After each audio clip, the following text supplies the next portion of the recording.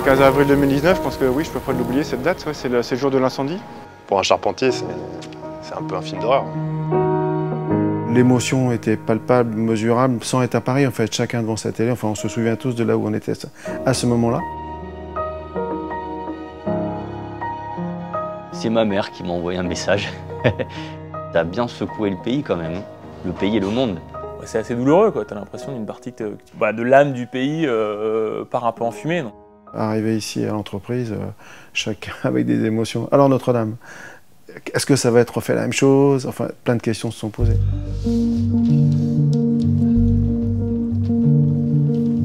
Vous avez posé la question pour celui-là? Ouais. Ah oui, j'allais venir après. Voilà, on y vient. Parce que alors là, ce qu'on voit effectivement, soit c'est que ça s'est décalé parce qu'il y avait la lucarne.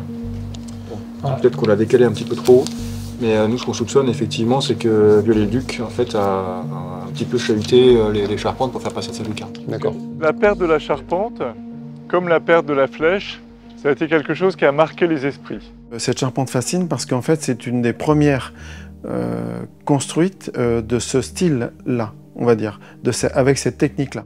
On dit que c'est l'art du trait de charpente qui est apparu à cette époque et qui est apparu non seulement à l'occasion de la construction des cathédrales gothiques, mais en plus à Notre-Dame de Paris. Moi, ce que j'aimerais là-dessus pour vous répondre, c'est qu'on ait un petit peu déjà un principe de comment est-ce qu'on fait la lucarne. Ouais. Dans les lucarnes, en fait. Il y avait deux options, c'est de reconstruire à l'identique ou non. Ne pas construire à l'identique, c'était possible, mais c'était très compliqué. Et donc, le seul moyen de garantir que ça tienne, en fait, c'est le retour d'expérience. Et on a 850 ans de retour d'expérience sur les charpentes. Elle avait été relevée par les architectes qui ont passé 6 mois, Rémi Fromont, Cédric Transo, elle était connue. Il y a des ortho-images, il y avait des scans, tout était à disposition, elle était clairement identifiée. Si on le décale par là, C'est bizarre, parce que j'ai l'impression que ça dépend de la lucarne. Mais la reconstruire avec des outils modernes d'aujourd'hui, pourquoi pas? Mais c'est pas ça le sens de la reconstruction. Reconstruire, c'est en se mettant dans l'état d'esprit tel qu'on peut l'imaginer des charpentiers de cette époque, avec les outils, avec les tracés, avec les techniques. En fait, c'est pas juste des pièces de bois assemblées les unes dans les autres, c'est beaucoup plus que ça.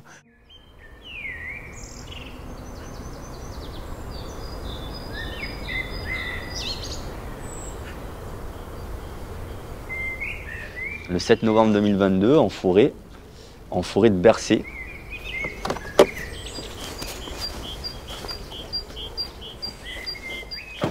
Il y a vraiment beaucoup de forêts, hein. C'est selon les disponibilités de l'ONF, la qualité des bois. L'ONF nous disait on a telle parcelle qui est susceptible d'avoir des arbres pour Notre-Dame. On se donnait rendez-vous. Bah si vous êtes prêts, on y va. Okay. Allez. On se baladait et selon les arbres qui avaient été martelés, nous on a sélectionné les arbres qui correspondaient à nos besoins. Ça n'a pas été une mince affaire. Celui-là, bon non. On le marque en point d'interrogation. Comme ça. C'est vrai, moi, ce qui m'inquiète un peu, c'est les gerces, même si... Ouais. Est-ce que tu mettrais en A, B ou C? C'est les 3 qualités, c'est ça? Ouais. A, c'est qu'il est nickel. B, il est pas mal. C, c'est de la réserve au cas où. Moi, je le mettrais en C. En C? Moi, je le valide pas, honnêtement. Non? Toi, si? Bah, je sais pas. Il est un peu courbe, mais c'est ça. Moi, à partir du moment où on me dit que la pièce, faut qu'elle soit bien droite, on peut le laisser en point d'interrogation, mais je serais d'avis d'être assez exigeant sur les entrées quand même. On cherchait beaucoup de pièces, très longues, très élancées, d'un faible diamètre, très droites surtout, une rectitude quasi parfaite, et avec très peu de nœuds, donc un beau fil bien droit. On a été très rigoureux sur le cahier des charges qu'on a fait pour obtenir des bois de première qualité. Ah, il est magnifique lui. Faut qu'on le fasse visuellement, mais faut qu'on ait 2 traits de laser de la largeur de la pièce. Mais dans les yeux, tu vois, que tu arrives à descendre de haut en bas pour... Combien? 21 mètres. Ouais, bah on prend.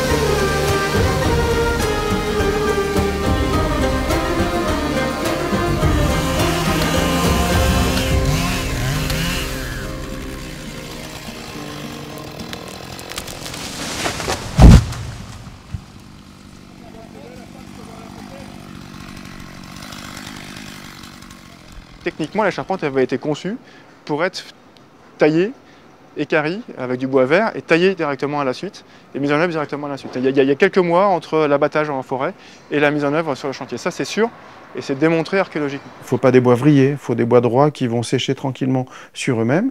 Les assemblages vont se tenir et la charpente sera pérenne.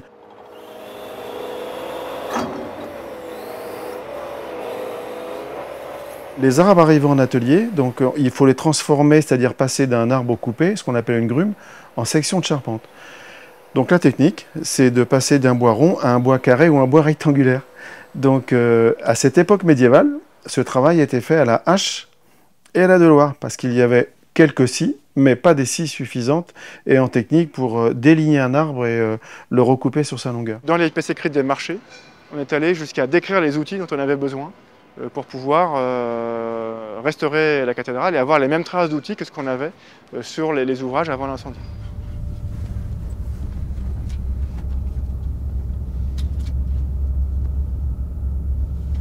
On part dans l'Est, on va retrouver les taillandiers. Les taillandiers, c'est ceux qui sont en train de forger toutes les haches de Notre-Dame. Pas loin de 60 haches.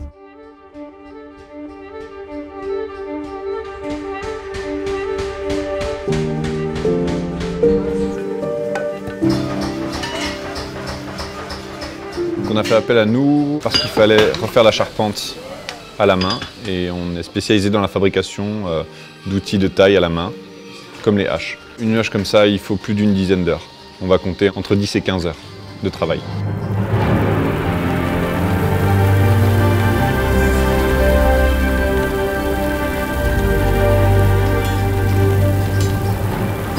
Quelques coups de marteau, on repart au feu, on revient. Et tout ça en reproduisant des dizaines et des centaines de fois les mêmes gestes. C'est unique, hein?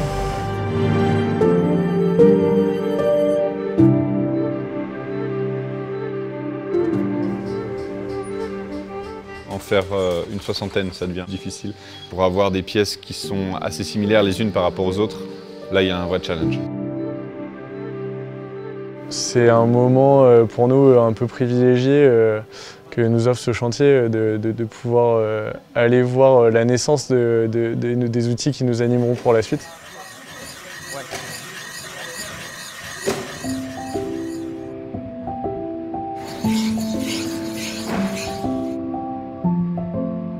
Le matin, on prend toujours un quart d'heure, 20 minutes pour réchauffer le corps, pour garder une bonne forme physique. Je dirais qu'on est des sportifs de haut niveau même. C'est vrai que c'est une petite communauté. On est très peu à travailler de cette manière, donc tout le monde se connaît plus ou moins. On savait qu'il fallait du monde, ça durait 6 mois, il fallait entre 15 et 20 personnes. Donc en effet, on a pris notre téléphone, on a appelé les équarrisseurs partout en France, même à l'international. Alors moi qui viens du sud de la France avec une petite entreprise, c'était pas de toute évidence. Et c'est ma compagne qui m'a dit, en fait c'est pas compliqué, tu vas y aller, c'est une opportunité incroyable. Et à partir de ce moment-là, j'ai commencé à dire oui à tout. Pour la stabilité de la pièce, si tu enlèves beaucoup d'un côté plutôt que de l'autre, je pense que la pièce elle aura plus tendance à bouger derrière. Donc il faut se mettre à la place des gens qui sont venus, qui ont fait le déplacement, qui connaissaient pas l'équipe. Ils se sont dit, je débarque, je sais qu'il y aura 14 autres personnes à mes côtés que je connais pas, j'espère que ça va bien se passer. Me llamo Damián, soy originario de Argentina. I am Scott Carlson from the United States of America. Formo parte del equipo de la labra para transformar lo que son los árboles en piezas útiles para la carpintería. Y estoy viviendo un sueño. Sí, un poco resumiendo todo, estoy viviendo un sueño.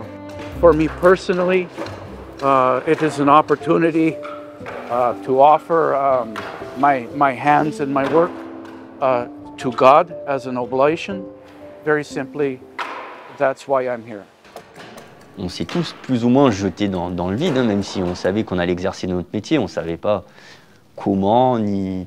Enfin, il y avait beaucoup d'inconnus. Et c'est ce que je garde comme souvenir le plus touchant de tout le chantier, sans le moindre doute. Il fallait loger, donc il fallait des gîtes. Puis il fallait des gîtes plutôt sympas pour qu'il y ait une bonne ambiance. Et c'est comme ça qu'on s'est Ouais, qu'on s'est retrouvés à avoir des équipes de partout. Ça fait 6 minutes qu'on la vise. 3 minutes par côté. 3 minutes x 3. La règle des 3 par 3. Ils nous ont apporté de la joie de vivre, ils nous ont apporté de l'ouverture, ils nous ont apporté énormément de choses. 6 mois, ils comptent énormément. C'est très fort comme échange, comme moment. On fait des rencontres, mais d'une puissance incroyable. Des collègues de travail à un moment donné. Et encore, ça reste des relations d'amitié avant tout, de partage. Et ouais, c'est assez émouvant, ouais, c'est très fort. C'est très très fort.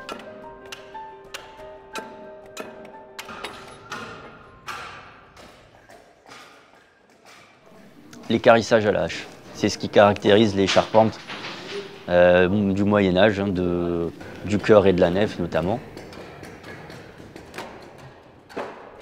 Quand l'équarrisseur, avec sa hache, en fait, sa doloire, vient couper les fibres, en fait, il arrache les fibres. Et donc, en fait, on garde la continuité des fibres. Si vous sciez mécaniquement, vous perdez la continuité. Et donc, du coup, au séchage, ça va tendance à se déformer moins si vous équarrissez manuellement que si vous sciez mécaniquement. Il y a à peu près 3000 m² de poutres à équarrir. Et on part sur une moyenne de 4 à 5 m² par jour par personne. Il y a du boulot, quoi.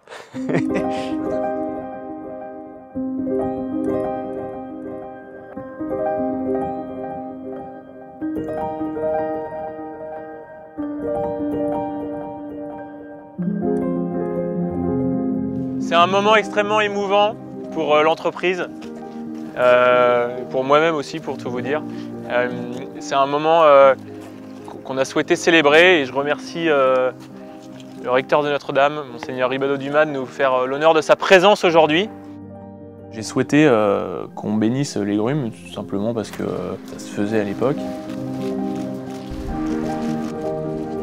Lorsque j'aurai la joie, le 8 décembre 2024, j'espère, de célébrer à l'intérieur de Notre-Dame, j'aurai une pensée pour tous ceux qui auront travaillé pour que cette cathédrale retrouve son usage. Là, on touchait à quelque chose d'assez fort, du vrai démarrage de Notre-Dame. C'est-à-dire qu'on avait des troncs devant nous. Et derrière ce tas de troncs qui avaient été livrés, posés là, dans la boue, il y avait des heures et des heures et des heures de travail en bureau d'études, en suivi de projet.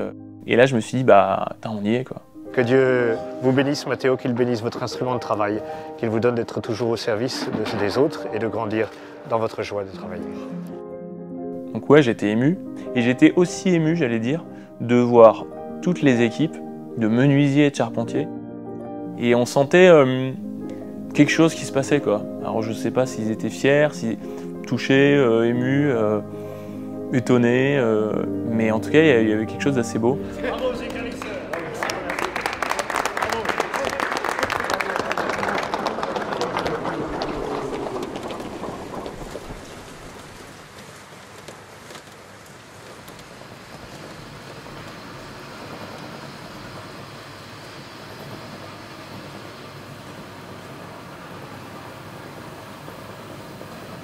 La période d'équarrissage, de préparation des pièces de bois est avancée. Il faut tracer le plan de la charpente dans l'atelier, qui a la dimension qui permet de le faire. Ça fait drôle hein, de vider l'atelier et se dire, bon là c'est vraiment le point de départ, quoi. Mon rôle sur le chantier de Notre-Dame, ça a été d'être le chef de chantier sur la partie cœur et sur la partie levage. Il faut être serein, il faut bien analyser les plans, faut déjà, avant de l'avoir construite, il faut déjà l'avoir en tête, en 3D, il faut savoir à peu près s'orienter et orienter les pièces, comment est-ce qu'elles vont être. Donc là, on va tracer les purs. En gros, là, normalement, tu as le détail de tous les assemblages. Tu as des assemblages de quasiment tout le cœur. Ça, c'est que partie cœur, hein. C'est pas partie... Ah si, t'as la nef. Tout ça, c'est les dessins qu'ils ont fait en 2014 ou 2015, là, quand ils ont fait le relevé. Ouais. Donc ça peut être intéressant pour s'appuyer sur des petits doutes. C'est un moment clé, parce que les pures, il faut qu'elles soient bien tracées. Commencer à dessiner la cathédrale sur notre atelier, c'est des moments forts aussi, ça.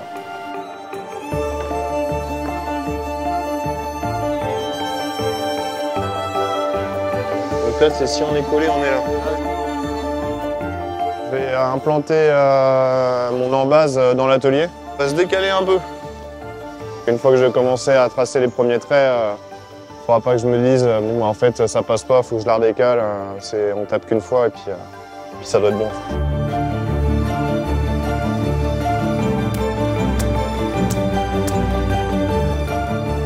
Premier coup de cordex qui marque l'axe du cœur de Notre-Dame, qui va être l'axe de la charpente.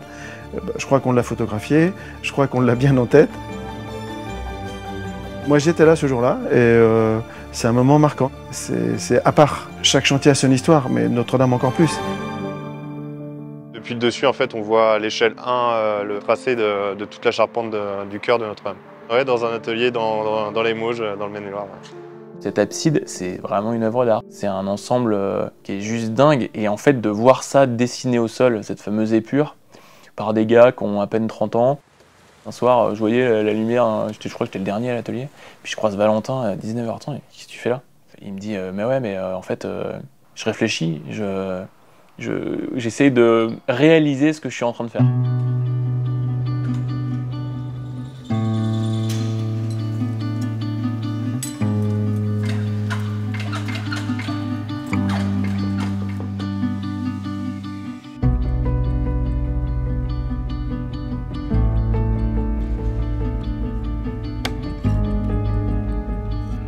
Alors là, c'est la première ferme qu'on fait, ferme principale, la ferme 9. Donc c'est une ferme un peu de transition entre vraiment toute l'abside et toute la partie cœur qui est vraiment droite. Nous allons superposer les pièces une à une en hauteur pour tracer les assemblages. Donc on utilise le fil à plomb avec un crayon. Il faut tracer les assemblages qu'on appelle la mise sur ligne. Ensuite, avant de défaire tout cet enchevêtrement de pièces qui constitue, on va commencer par une ferme, peut-être que je le dis là, il faut identifier les pièces.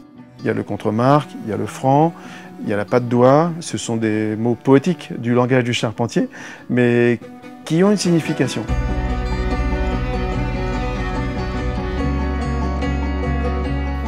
Les pièces sont mises sur tréteau, nous allons donc tailler les assemblages, les tenons pour aller dans les mortaises, les dévêtissements, les embrèvements.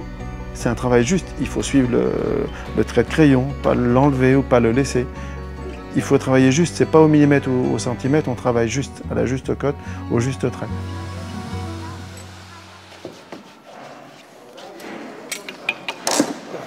Il est sorti. Sur le chantier et sur la partie simplement du cœur de Notre-Dame, on est sur à peu près 60 fermes. Tu peux venir voir 2 minutes là? S'il te plaît? Qu'est-ce qu'il y a? Ah, les tenons ils sont trop forts. Les tenons ils sont trop forts, ça brille trop dans tous les sens avec les...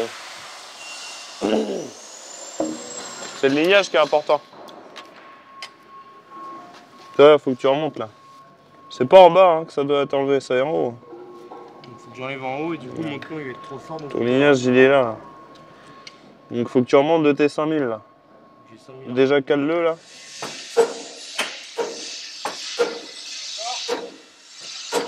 C'était tendu, c'était des grosses journées. Hein. Moi je sais que j'arrivais à 6h, 6h30 et je fermais à 19h30, 20h quasiment tous les jours de la semaine. Enfin j'ouvrais l'entreprise déjà fermée. Donc,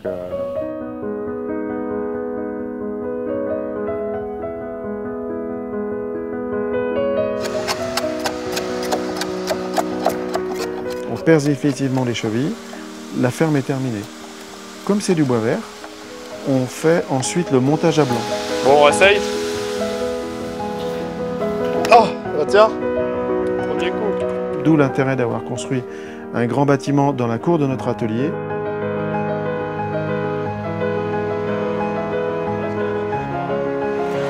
Il nous manque 3 cm. 3 cm par là. Décalé. Ouais. Ouais, ça arrive. Alors, je vais venir un peu vers toi pour t'aider. Pile dessus. Oh, tout d'un coup. Allez, bravo. Ça fait plaisir de les voir. Hein. tout ce travail. C'était assez unique d'avoir cette charpente complète du cœur de Notre-Dame assemblée dans notre cour. C'est juste improbable en fait. Juste improbable. Je ne crois pas que j'ai les mots pour exprimer tout ce qu'on vit depuis des jours chez Perrault. Mais en revanche, lundi matin, j'aurai que mes 2 petites mains pour saluer le travail de tous les collaborateurs des ateliers Perrault. On sent quand même qu'on a réussi aussi à pas en faire uniquement qu'un chantier, mais à en faire une histoire, une aventure, où on s'est arrêté.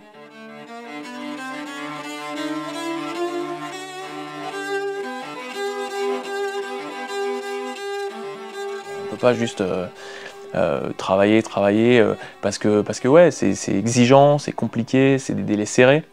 Mais il faut s'arrêter, il faut le vivre ce qu'on vit, parce que ça passe trop vite.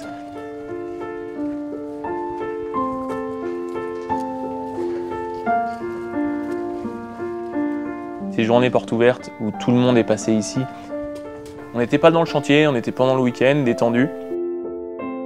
Ça a encore permis de mettre de l'humanité dans ce chantier qui aurait pu juste, franchement, passer comme ça, quoi. Ouais, on fait la charpente et puis après on fait un autre chantier. Là, c'était pas ça pour Notre-Dame. Regardons un instant cette magnifique charpente, fruit du travail de l'homme. Voici ce que des compagnons ont réussi à faire. Ne boudons pas notre joie, parce que cette charpente, nous le savons, quittera bientôt ses ateliers. Et je sais la dépossession que cela peut représenter pour tous ceux qui, pendant des mois et des mois, ont eu à cœur de travailler ce bois. Alors oui, nous pouvons être pleins d'espérance parce que ce qui avait péri va renaître.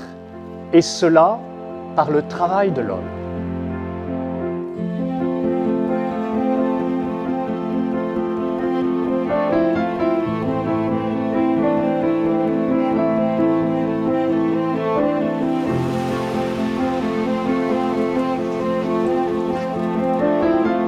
Je pars à Paris en septembre.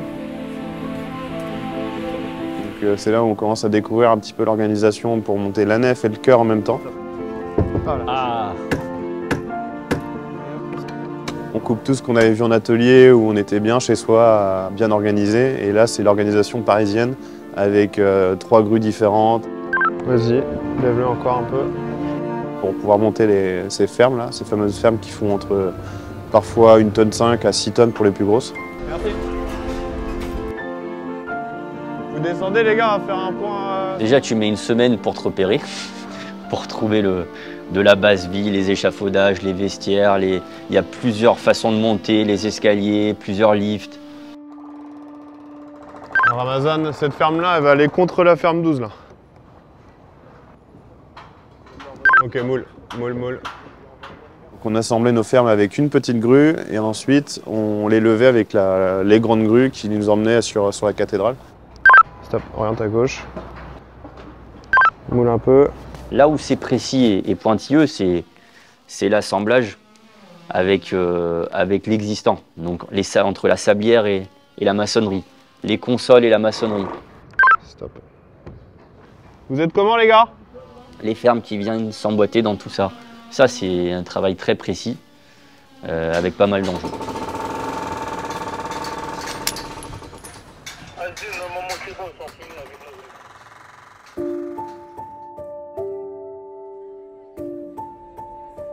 C'était l'été, juin, juillet, je dirais comme ça à chaud. On fêtait, c'est la fête des charpentiers, je crois, il y avait un cochon à la broche aux ateliers.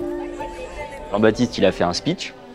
Et après, il se baladait pour discuter un peu avec les gens. Et il est venu nous voir si on était un petit groupe et il nous dit « Vous en pensez quoi là, Notre-Dame, c'est chouette. Qu'est-ce que vous en pensez si on allait voir le pape ?»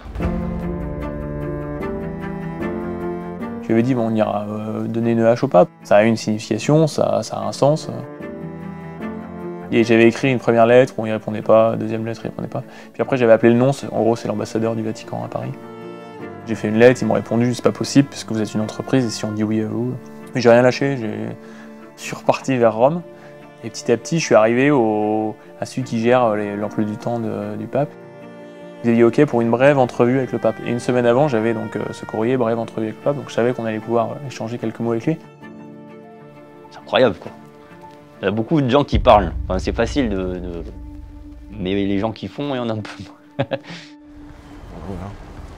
moins. En tout cas, c'est un grand moment. Enfin, que tu crois ou pas, globalement, quand t'as le pape qui arrive, ça fait... Et c'est comme la bénédiction des grues. Ouais. On est arrivé juste devant la salle Saint-Paul et on avait cette hache et je me souviens des gendarmes italiens qui nous ont dit une hache, c'était fou. Et là ils nous ont présenté au garde-dessus, ils disent ah c'est Perrault, et c'est bon, ils peuvent y aller, ils ont même pas regardé ce qu'il y a dedans.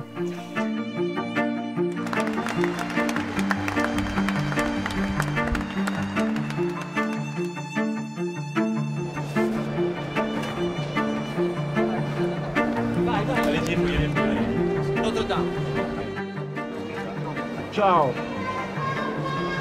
Viva il Papa. Bonjour, Saint-Père. Vous avez les charpentiers de Notre-Dame. C'est une hache qui a été utilisée pour...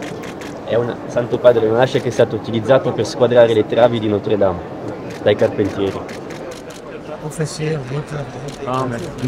Grazie mille. Merci vous pour votre travail. Merci. C'est super pour tout le monde là. C'est... Bah je sais pas, j'ai pas trop les mots là. Incroyable. C'est beau hein. Waouh. C'est waouh. Il y a une aura, il y a un truc. Je sens que c'est un homme spécial. C'était assez beau, hein, c'était assez émouvant. Et j'en garderai un souvenir ouais, profond, ému et intense, et qui nous soude, quoi. C'est comme dans une famille quand on fait des événements marquants comme celui-là.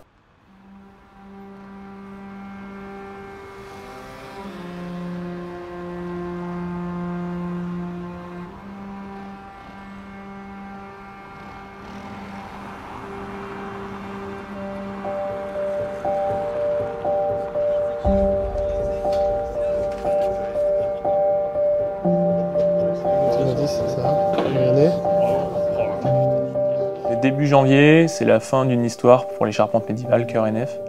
Mais c'est symbolique quand même. Ouais. Oui, c'est le dernier À morceau de cause du bois. bouquet, oui. Généralement, un bouquet, nous on le pose un peu tout seul, au calme.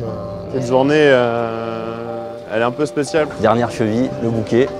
Et puis bah, c'est la fin de l'aventure. Un sacré chapitre qui se termine. On passe à autre chose et puis on rend les charpentes à la cathédrale.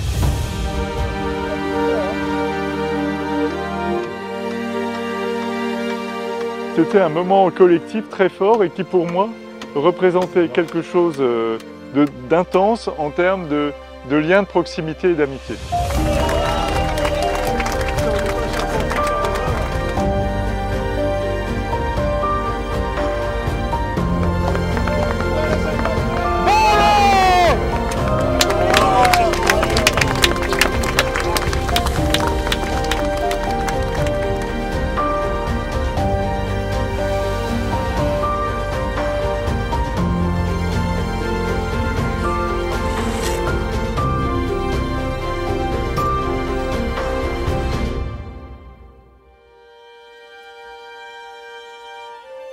Je crois qu'on a rendu à la cathédrale ce dont elle avait besoin et ce qu'elle méritait.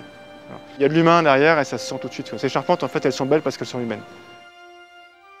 Quelquefois, on dit je fais partie de Notre-Dame, je fais partie de la génération ou l'époque Notre-Dame. Bon nombre de chantiers sont passés, il y a toujours des effets particuliers, il y a des chantiers marquants. Notre-Dame est hors catégorie à tout point de vue.